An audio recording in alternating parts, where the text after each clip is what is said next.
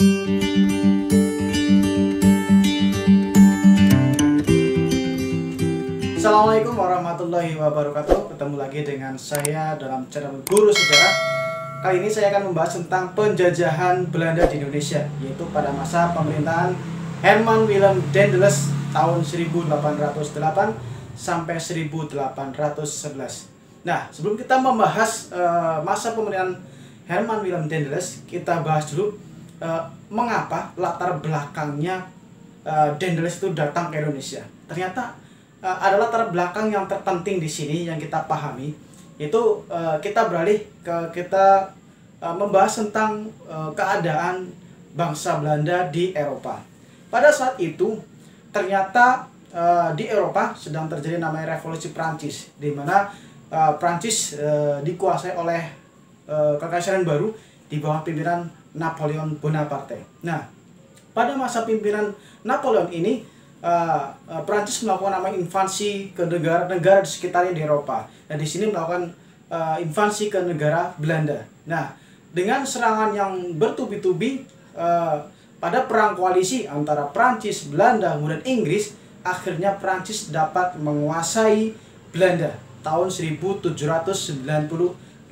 Nah, kemudian setelah Belanda berhasil dikuasai, Napoleon kemudian mengirimkan saudaranya yang bernama Louis Napoleon untuk memerintah negara Belanda, untuk dijadikan sebagai negara boneka dari Prancis. Nah, ini disebut dengan istilahnya namanya pemerintahan Republik Bataaf. Nah, pemerintahan Louis Napoleon tapi di bawah kekuasaan Napoleon Bonaparte dari Prancis. Nah, ketika itu ternyata Napoleon Bonaparte tahu bahwa Belanda punya kekuasaan di daerah Hindia Belanda, yaitu Indonesia. Nah, kemudian Louis Napoleon yang memerintah di Republik Bataaf kemudian memerintahkan seorang legiun asing dari Belanda yang dulu pernah memihak ke Prancis yang bernama Herman Willem Daendels untuk ditugaskan menuju ke wilayah Hindia Belanda, yaitu Indonesia tahun 1806 pada saat itu.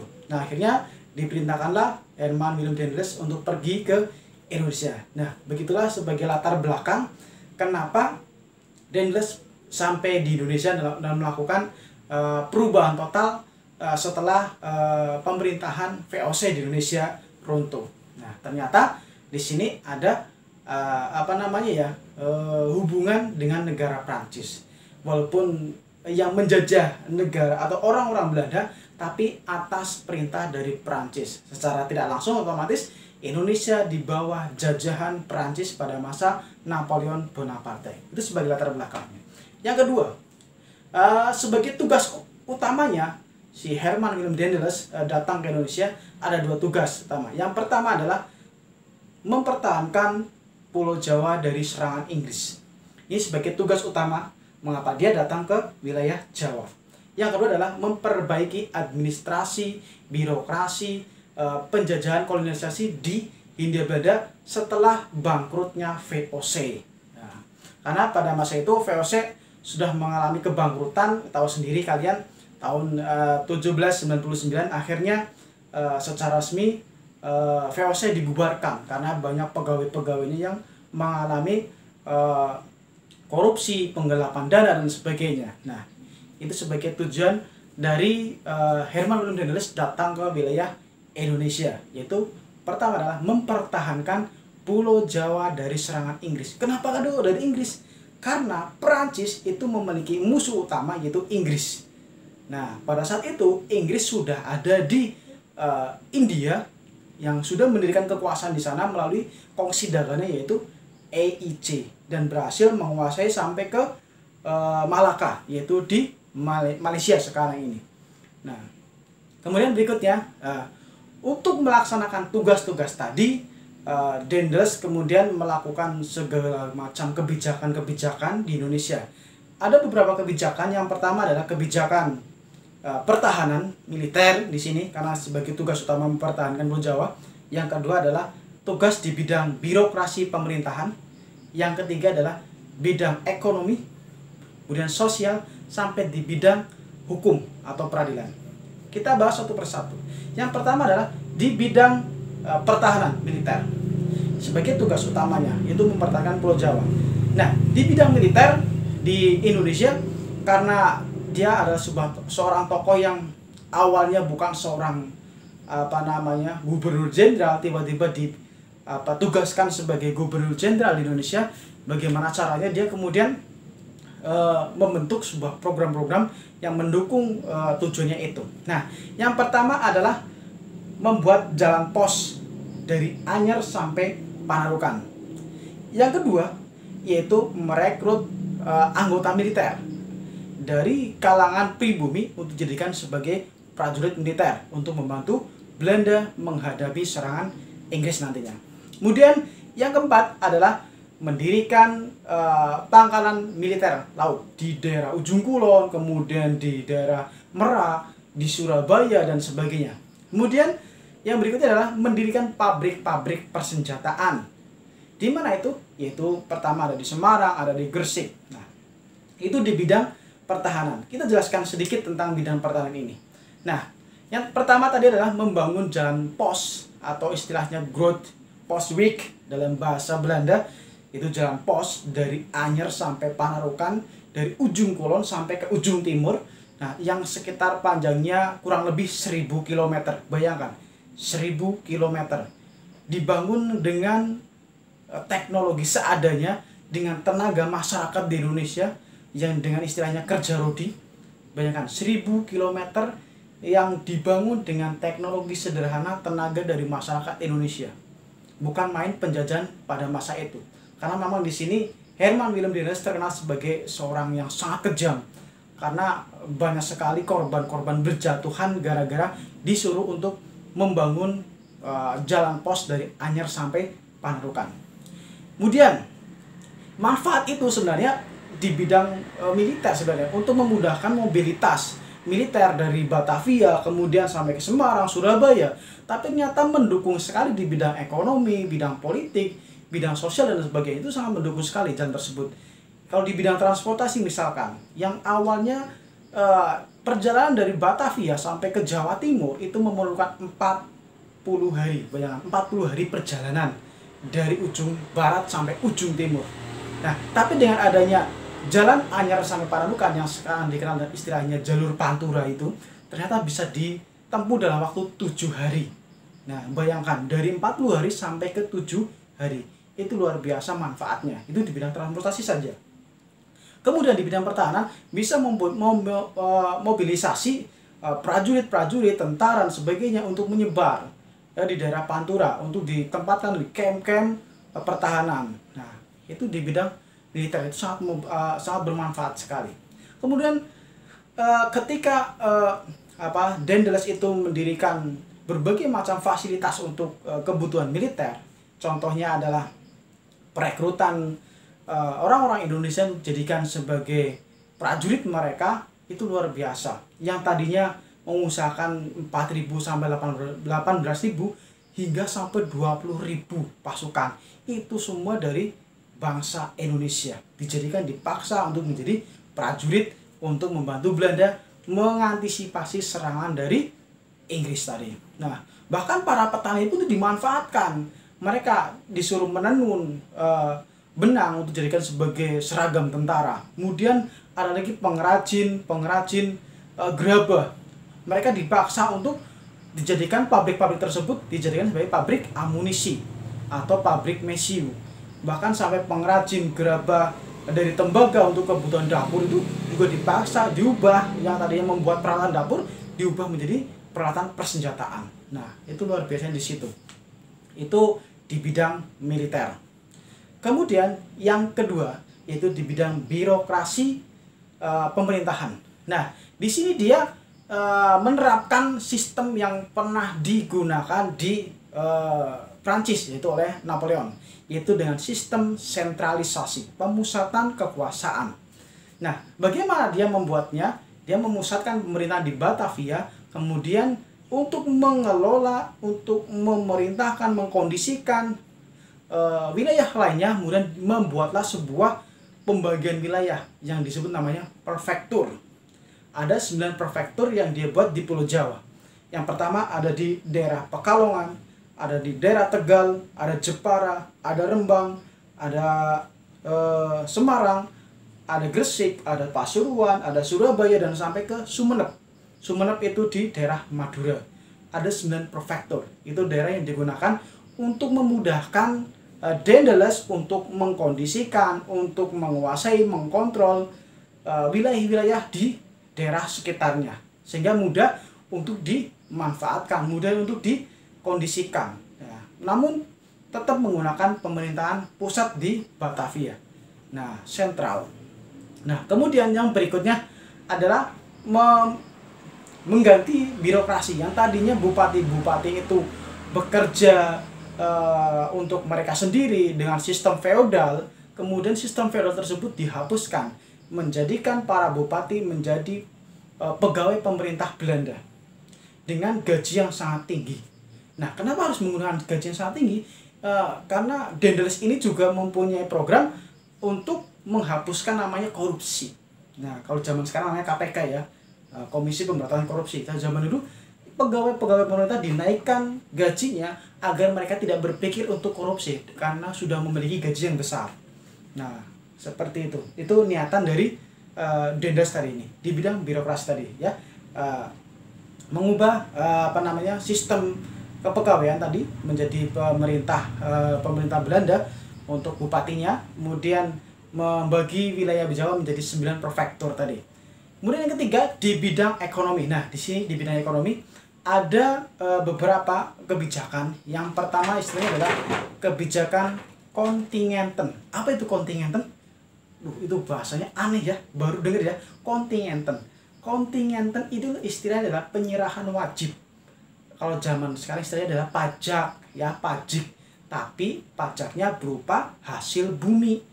Ya, para petani diwajibkan menyerahkan sebagian dari panennya untuk diserahkan kepada pemerintah Belanda. Itu sebagai pajak.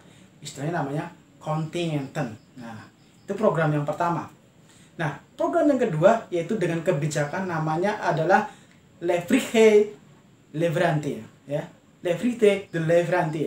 Istilahnya adalah para petani itu diwajibkan untuk menjual semua hasil petaninya atau kebunnya atau sawahnya, kemudian dijual wajib kepada pemerintah Belanda dengan harga yang sangat murah. Bayangkan, dipaksa menjual barang hasil buminya dengan harga yang sangat murah, ditentukan oleh Belanda harganya. Nah, itu istilahnya kebijakan itu dalam Belanda itu adalah Verplichte Leverante. Nah, di situ kan sudah menyerahkan pajaknya, kemudian sisa hanya harus dijual ke Belanda dengan harga yang murah. Itu sungguh luar biasa kebijakannya oleh Belanda yang menyebabkan para masyarakat Indonesia tentu saja sangat menderita sekali. Ditambah tadi kerja rodi, membuat jalan yang sangat panjang tadi, beribu-ribu korban, luar biasa. Kemudian kebijakan yang ketiga selain tadi itu adalah Daedalus menjual tanah-tanah di Jawa untuk dijual kepada swasta asing, terutama di sini kepada Cina, untuk menambah tadi itu biaya untuk mempertahankan Pulau Jawa. Karena apa? Untuk menjalankan program tadi kan membutuhkan biaya tadi itu. Nah, itu sebagai tambahannya. Nah, itu di bidang ekonomi. Kemudian di bidang sosial. Nah, di bidang sosial di sini ada kebiasaan-kebiasaan di adat di Jawa yang dihilangkan. Nah, di bidang sosial. Yang pertama jelas tadi itu munculnya kerja rodi. Nah, itu di masyarakat kerja rodi luar biasa itu. Karena banyak korban dari ujung kulon sampai ujung timur. Setiap daerah yang dilewati itu pasti orang-orang di situ wajib untuk bekerja di situ tanpa diberi upah. Makan paling 1 hari sekali, kadang nggak diberi makan. Mereka yang ketahuan kabur akan dibunuh dan sebagainya, dihukum. Itu luar biasa kejam. Yang kedua di sini adalah menghilangkan kebiasaan istilahnya penghormatan terhadap seorang raja, terhadap gubernur, terhadap bupati dan sebagainya. Itu dihilangkan. Tidak boleh namanya mengadakan upacara penghormatan yang berlebihan kepada seorang raja. Karena apa? Antara pemimpin gubernur jenderal Belanda yaitu Daedalus dengan gubernur residen di bawahnya dengan raja-raja itu residen dengan raja itu setara. Tapi raja-raja di Indonesia itu semuanya di bawah kekuasaan Belanda, yaitu Gubernur Jenderal Daendels, antara atasan dengan bawahan. Pada masa sebelumnya, pada masa VOC, antara Belanda Gubernur Jenderal VOC dengan para raja itu setara, horizontal ya, horizontal bentuknya, yaitu mereka setara kedudukannya antara yang menyewa tanah dengan yang mempunyai tanah. Tapi sekarang beda. Pada masa Daendels, Gubernur Jenderal itu di atas, terbaliklah fungsinya. Gubernur Jenderal itu yang memiliki tanah, sedangkan raja-raja ini harus patuh dan dijadikan sebagai para pegawai pemerintah Belanda. Itu bedanya di situ. Itu di bidang sosial. Di bidang selanjutnya di bidang hukum. Nah, terutama di peradilan ini ya, ada sedikit perbedaan ya. Peradilan di sini ada peradilan khusus orang-orang asing, orang-orang Belanda, dan orang-orang asli Bumi Putra atau orang Indonesia, dibedakan. Nah, ketika ada permasalahan kasus orang-orang Indonesia, itu akan diselesaikan secara adat atau sesuai dengan hukum yang ada di Indonesia. Tapi ketika yang bermasalah itu adalah orang-orang asing, orang-orang Belanda, itu menggunakan hukum dari Hindia Belanda itu sendiri. Jadi ada dua perbedaan di bidang hukum. Nah, kemudian juga di bidang hukum tadi itu adalah memberantas korupsi. Nah, itu tugasnya itu. Karena apa? Korupsi itu adalah warisan dari zaman VOC. Zaman VOC udah melakukan korupsi. Itu ternyata sampai sekarang pun masih banyak sekali adanya korupsi, koruptor. Ya, zaman Indonesia sekarang ini ya, sekarang walaupun sudah ada KPK, ternyata koruptor masih merajalela di mana-mana. Nah, itu ternyata itu adalah warisan dari penjajah VOC, sampai sekarang masih ada. Ya, luar biasa ya, pengaruh dari penjajahan Belanda seperti itu. Nah, itu adalah kebijakan-kebijakan Herman Willem Daendels. Untuk menunjang kebijakan tersebut otomatis Daendels itu membutuhkan biaya yang tidak sedikit. Karena apa? Dia datang tidak dibekali modal oleh Napoleon, ini saya kasih berapa juta gulden untuk mempertahankan Pulau Jawa. Tidak, ternyata tidak diberikan modal sebesar itu. Nah, akhirnya untuk memuluskan kebijakan tersebut, dia menjual tanah-tanah di Jawa kepada swasta asing. Nah, yang dijual di sini ada di daerah Probolinggo, Jawa Timur, dijual kepada pengusaha Cina. Nah, di sini ternyata sebenarnya ini tujuannya bagus untuk program dia sendiri, tapi ternyata itu adalah sebuah penyelewengan, termasuk itu korupsi. Kenapa? Dia sendiri membuat program untuk memberantas korupsi, tapi ternyata dia sendiri melakukan korupsi. Nah, seperti itu kan. Nah, akibat dari tindakan tersebut terdengar sampai ke Eropa, terdengar sampai ke Napoleon, sampai ke Louis Napoleon tadi. Akhirnya mendengar berita kebijakan Daendels di Hindia Belanda yang begitu kejam, begitu tidak manusiawi, kemudian banyak melakukan penjualan tanah ke pihak swasta asing yang itu melanggar dari ketetapan awal. Akhirnya Jenderal Willem Daendels dipanggil untuk kembali ke Belanda kembali, dan akhirnya digantikan oleh penggantinya, yaitu Jan Willem Jansen. Nah, tahun 1811 digantikan. Nah, datang ke Pulau Jawa. Nah, ketika datang sampai di Pulau Jawa, ternyata pasukan Inggris sudah siap sedia di wilayah Singapura yang di bawah pimpinan Lord Minto, akhirnya melakukan penyerangan ke wilayah Jawa. Nah, di sini Jansen baru datang, belum melakukan apa-apa. Kemudian peninggalan dari Willem Daendels ini juga belum begitu berhasil semuanya 100%. Akhirnya dia baru datang, belum sampai memerintah setahun, berapa tahun pun akhirnya dia menyerah karena mendapatkan serangan dari bangsa Inggris di bawah pimpinan Lord Minto.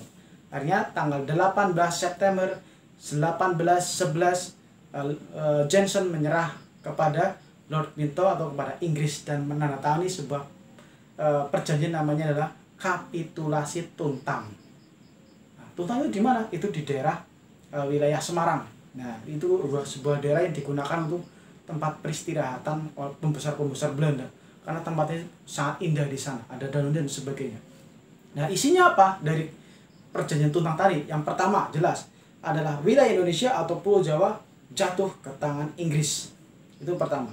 Kedua, tentara-tentara Belanda yang ada di Hindia Belanda akan menjadi tawanan Inggris. Yang ketiga, bagi prajurit Belanda yang mau bekerja sama dengan Inggris, maka akan dijadikan sebagai pegawai dari pemerintah Inggris. Dan yang keempat adalah pemerintah Inggris tidak menanggung hutang Belanda yang ada di Hindia Belanda. Nah, itu adalah isi dari kapitulasi Tuntang atau perjanjian Tuntang. Nah, itu sekilas tentang pemerintahan Herman Willem Daendels yang ternyata dia begitu gigih untuk membuat program kebijakan, tapi akhirnya digagalkan oleh diperintahkan untuk kembali juga ke Belanda oleh Louis Napoleon. Mungkin itu aja yang bisa saya sampaikan. Terima kasih. Kita jumpa lagi pada pertemuan berikutnya dalam pembahasan yang berbeda. Terima kasih. Terima kasih. Terima kasih. Salam Historia. Assalamualaikum warahmatullahi wabarakatuh.